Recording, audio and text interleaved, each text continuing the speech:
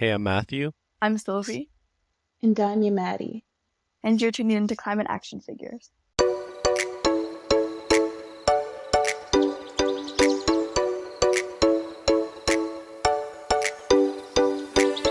Well, hello and welcome to another edition of Climate Action Figures. My name is John, and this week on the show, you will meet some more Jack Leslie Youth Environment Grant winners.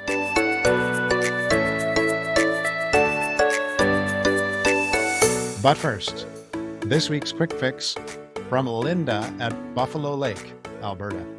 Linda says, people who are trying to recycle responsibly should see if it's possible to visit their local recycling center so they can find out exactly what goes in and what does not.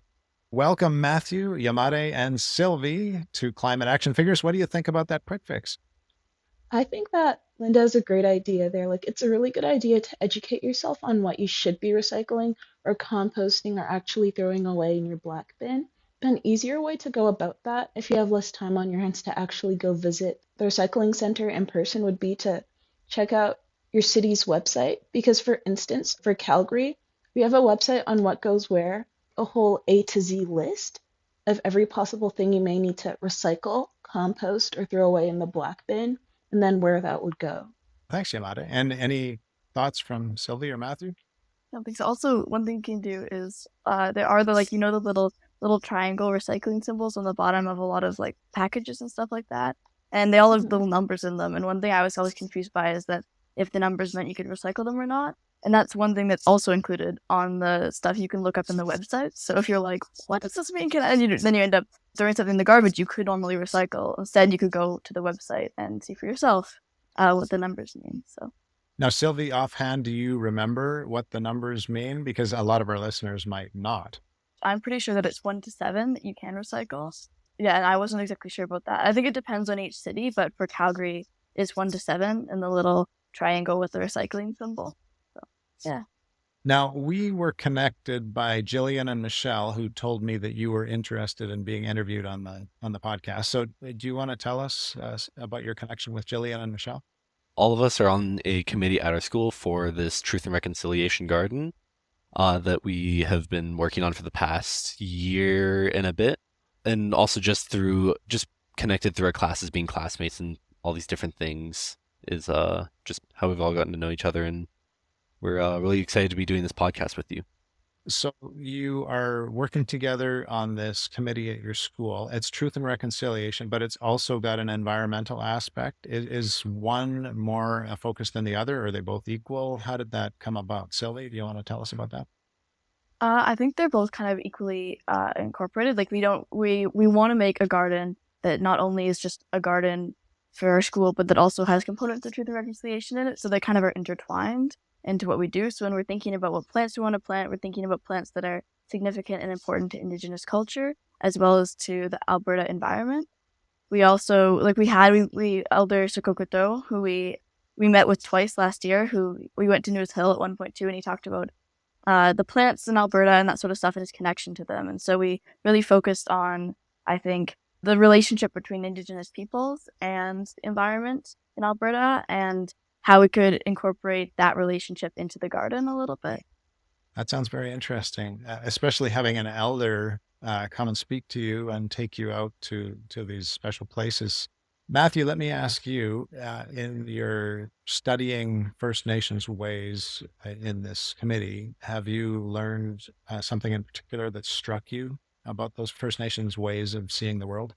One of the biggest takeaways that I got was just the sense of community that they all have and just this togetherness, the importance that each individual has on the group, like really like a proper community, everyone feels always involved. Like a main thing within a lot of indigenous beliefs is like things like the medicine wheel, which is pretty common, and just the importance of circles and community and just having that sense of equalness between anyone and everyone. Okay. Let's go back to the Truth and Reconciliation Garden. And Sylvia, would you like to tell us a little more about that project?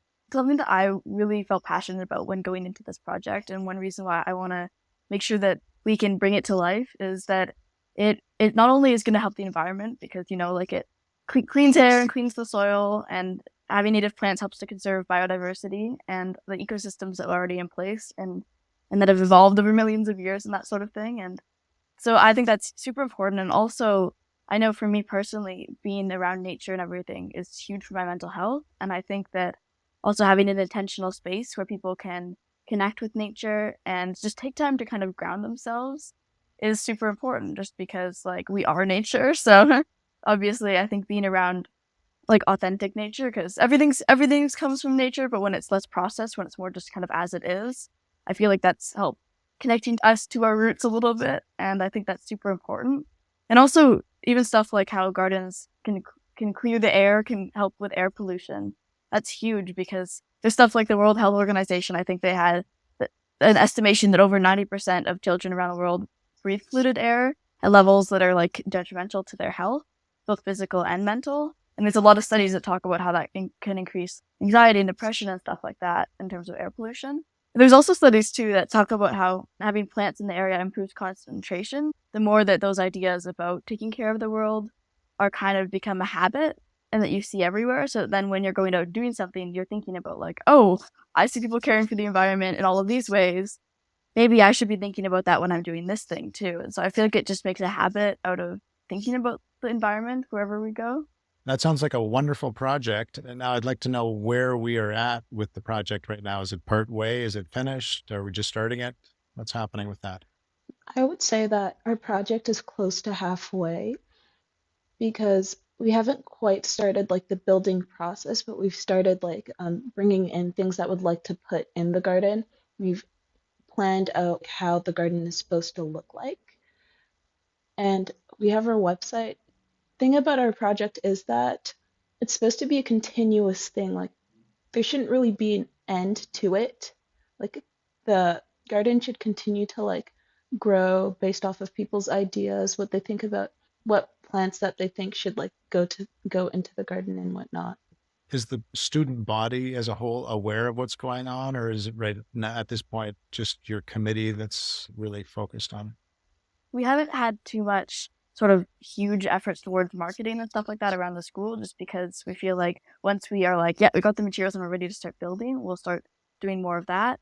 But we definitely got like posters up around the school and it's the offer is open to anybody who wants to join the committee and stuff like that. So it's not completely like secret, but we also haven't made any efforts to make it super clear just because we want to make sure we've got like a very obvious, complete plan about like, this is all the stuff we're ready to do. We've got the resources. And then yeah, give people a chance to be more a part of that too. We should probably give a shout out to your committee. I think the Truth and Reconciliation Garden Committee. So hello to all of you who are hopefully listening to your compadres talk about the project. How many are there in total? How many of you on the committee? Around 10 to 11, 12, I think. Now, this makes me think of a question I asked some high school students a few episodes back, which is if you go back 30 years and you are on the environment committee or some type of environmental committee or a truth and reconciliation committee in school, people would say, what? That kind of thing didn't really exist as a rule 30 years ago. What's it like to be a part of that now? Is there great pride? Is it a really niche thing? Are a lot of people interested? What does that look like in high school these days? A lot of people, a lot of my friends that I talk to anyway are super, uh, really, they really do care about the environment. And actually, I know somebody who went to the Starfish Summit that was like an environmental summit thing just recently. And so I definitely feel like there's a lot of interest there and it's on a lot of people's minds. I mean, like high school is so busy and there's so many things people want to do, but I definitely know a ton of people who are like, oh, hey, like let me know if I can help. I'm busy right now, but let me know if there's anything I can do to kind of support. So I just feel like a lot of the love for the environment and the care that we take care of it is there for sure. Now, you've won this Jack Leslie Environmental Youth Award for all of Calgary, I understand. Do you want to tell us a bit about that? Yomade, maybe I'll throw that one at you. How did this happen? What does it mean to get this award? How does it affect your project? The Jack Leslie Award, how we sort of got in touch with it was Ms. Sharf, sort of like our vice principal sponsor. She had decided to sign up for a bunch of grants, including the Jack Leslie Award grant. And then, well, we happened to get it. And I feel like what this grant means for us is that we have more budget to do what we'd really like with our club to like progress. Because thing is, I feel like budget is sort of an issue when it comes to an initiative like this, finding the budget to build the garden, get plaques and all of that. So it's been really good for that. And then I feel like in terms of what this award means for us, I feel like it means that we've been putting in like a whole lot of effort into trying to improve our environment and like foster a sense of community for Indigenous students in our school. So like that's what it means to me. It's wonderful that such an award is available to encourage these kind of projects. That's great. Before we wrap things up, we always go to our guests to find out what their climate action is. So we've got three of you to ask, and I'll leave that open to who wants to start with their climate action. Yeah, well, I can start with that. I try to be aware of how the environment is. It's all around us all the time. So everything we do on a daily basis does affect it in some way, which is like scary and intimidating. But I feel like things that I do to help a lot are to do with food and stuff like that. And so I do really like eating meat. It's something that I have thought about being a vegetarian, but I feel like for a certain point, I try to get my meat from really sustainable local sources that like make sure they take good care of their animals, that make sure that then they also farm animals in a way that's sustainable to the world around them. In that way, too, you're also supporting sustainable farms. So you're supporting industries that do protect animal rights, which I think is kind of awesome. And then I think overall, when I'm eating the food too and that sort of thing, I try to like even in my head just a little bit, just consider be like, hey, just like I guess remind myself this comes from a living being that used to be alive, whether it's a plant or an animal, and that I can kind of give a bit of thanks for that, even if it's just kind of like acknowledging that in my head. I think it's super important to be aware of that. Then we have a little bit of tobacco too, sometimes that we got from there's like a little place you can get some tobacco just outside the Satina Reserve, and so well, me and my family we like to like bring that out whenever we go to the mountains, and like I guess just working that sort of thanks for the earth into our daily lives a little bit. Matthew. Something that me and my family try to do is just eliminate single-use plastics as much as it like whenever possible. So like simple things like bringing like we have like canvas bags and like reusable bags for like grocery stores, not using those, trying to compost as much as we can, and like if we go out to eat, trying to bring our own like containers for food, like just leaving that in our car and making and not taking an extra container that we don't need or will probably use again since we just have millions built up from years of going out and keeping those containers to reuse for our own food at home.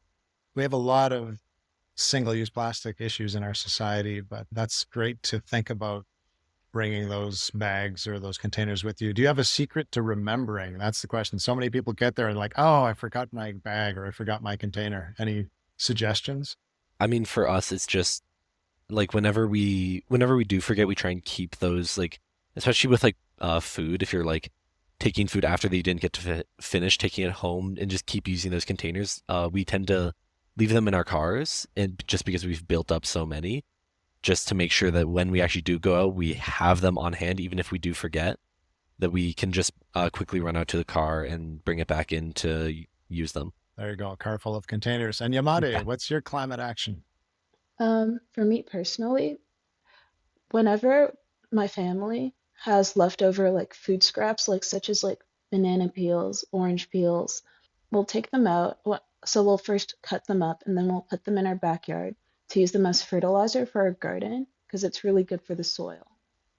Now, I'd like to wrap up with asking you a question about hope. But before I do that, I'm going to put you on the spot. And this podcast came out of a school program where students were dealing with some climate anxiety and how do we mitigate that and help students work through some of the feelings that students have these days about climate anxiety. I'd like to just ask you on a scale of 1 to 10, 1 being not concerned at all, and 10 being I stay awake at night. How concerned are you about the climate? Like 6. 8 probably, yeah. Six, It depends on the day, yeah. Yeah. eight? Like a 7. Wow. Okay. So it's interesting. It's definitely there. And would you say, I mean, I'm talking to the people from Western's Eco Truth and Reconciliation group. Is that common amongst the student body, or would you say you're going to be higher on the scale because of your concerns? I definitely really, really care about my actions and feeling like I want to do as much as I can as an individual. And I can't speak to how much, like, I don't know how much other people my age do that as much, but I definitely, like, I hear a lot of jokes with people being like, oh, yeah, we're all going to die when we're 70 because of climate change. Like, I heard that a lot whenever people talk Yeah. about, like, oh, yeah, we're all going to die because of climate change. Like, that's going to be how our generation ends. And, like, they're a bit hyperbolic sometimes, and they're joking, but it's definitely, like, people feels like a pretty universal acceptance that right at the rate we're going, stuff isn't gonna we're not gonna make the planet very like hospitable for us at this point. Yeah, to go off on that point, I think there's also like there's definitely that nihilism of just like it's all futile. But I think one of the main things that causes that is just see whenever we see things, whether it be like TikTok, Instagram, or like on the news, seeing figures of like carbon emissions that are man-made are like almost all outside of our control. Is this we get this feeling of just it's I've just like seen this with my friends is like they talk about it, they notice it, but it's like we like as an individual it feels hard to actually make that change that we want to see because there's so many corporations in countries that don't care about greenhouse emissions or any of those things that anything that's going on because they're profit motive and just want to make as much money for them in the current and don't care about future generations like us. So maybe we need to look at the economic model we live in along with our environmental concerns, right? Yeah. Interesting. In this world that can focus on economics at the expense of the environment, it's understandable why you might have a rating of 5, 6, 7, 8 on that scale. So in that world, what gives you hope? Yeah, I don't know. I mean, I feel like there's also like I've got a huge love for the environment, and there's something about that like I don't know that, and I don't really know how to describe it, but there's something that feels super beautiful about that. Like knowing that I can just really like I think knowing that I care so much about the environment makes me feel a bit less like the environment isn't standing by it. Like this environmental isn't standing by itself, and also seeing how much like the fact that we're here right now talking to you gives me a lot of hope because it shows that there's a number of people who really want to bring awareness to this, and also the fact that you even have a podcast that focuses on this initiative. Well, there's so much that I feel like that I see in daily life from people who really care and really try. And I know that like my parents right now we're trying to figure out renovations to make our house net zero, which is really exciting.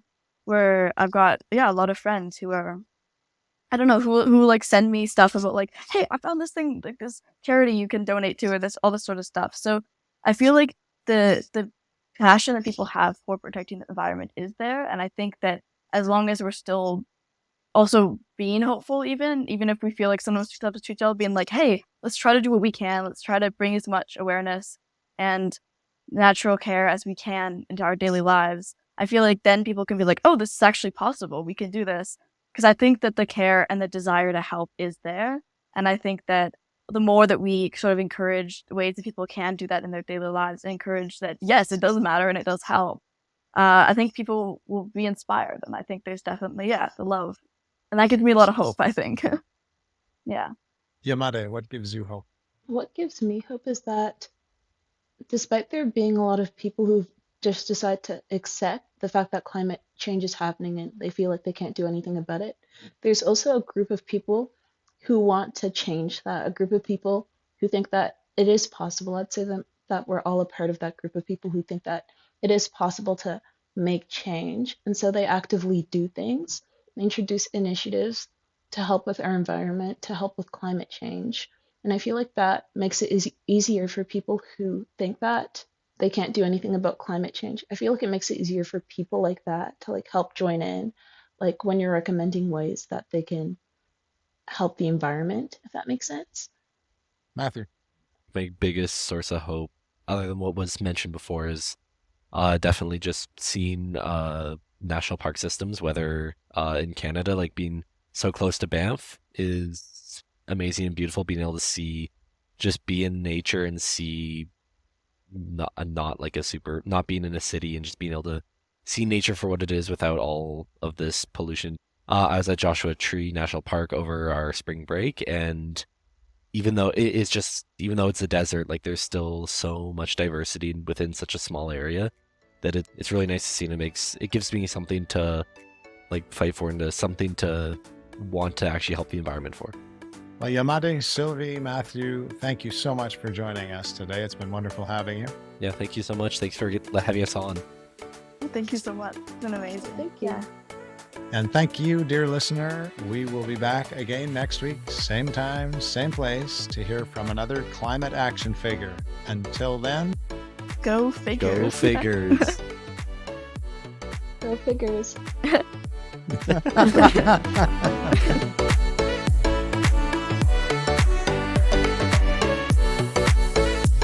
This has been Climate Action Figures. Our show is produced and hosted by John Whidden. Our creative consultant is Kayla McIntosh. Our theme song is Hawaii Vacation by Tavari. You can find us on Instagram, Facebook, and YouTube at Climate Action Figures. That's all one word.